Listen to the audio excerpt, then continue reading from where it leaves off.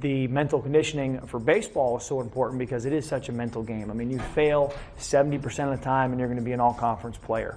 Baseball is a sport where it really is will over skill, and the most talented teams don't win. It's always the teams that play the best. So there's this mentality of, how do we play our best and how do we come together in this individual sport as a team to collectively give us that best chance for success, because when we play for each other and not just for yourself. And the difference between college baseball and pro baseball is pro is all about the individual, except for maybe when you get in the playoffs, then it becomes about the team. But in college baseball, and why it's such a great game, I think the best level of baseball that's out there is it really is just about the team. Very nice, step it up. Now. WEUT is something that came from the players and from the staff when I was here in the fall. We had them all actually write down 3 to 4 words that described what it meant to be a Tennessee baseball player and who they needed to become to give themselves the best chance for the spring. So when they wrote those down, you take all these words and you put them together and you see which words were used most often. And the words that were used most often were competitive, confident, toughness, commitment, effort, character, pride, discipline, doing the little things, we being together. And they came up with, WEUT, is that we are University of Tennessee, WEUT, and it's kind of taken a life of its own as their battle cry where, they've got the orange train is coming, and they're going woo woo, and the orange train is coming, and that means that they're going to come out there and play, and they're going to play with a relentless effort, with attention to detail. They're going to play with that discipline and energy that often, a Dave Serrano program is known for. Let's go, let's go, let's go.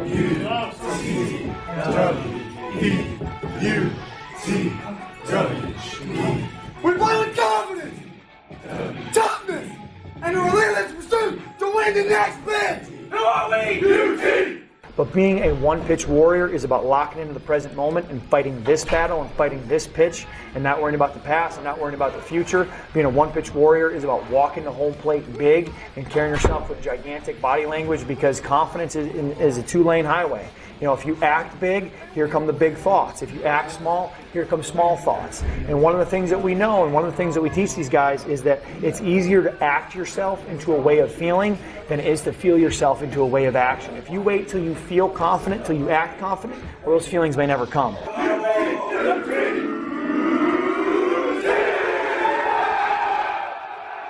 One of the main concepts of mental conditioning is being comfortable being uncomfortable. When you play in the SEC and you're in front of crowds of 12 and 13,000 people and they're saying things at you that if they said in public, you'd probably get in a street fight with them.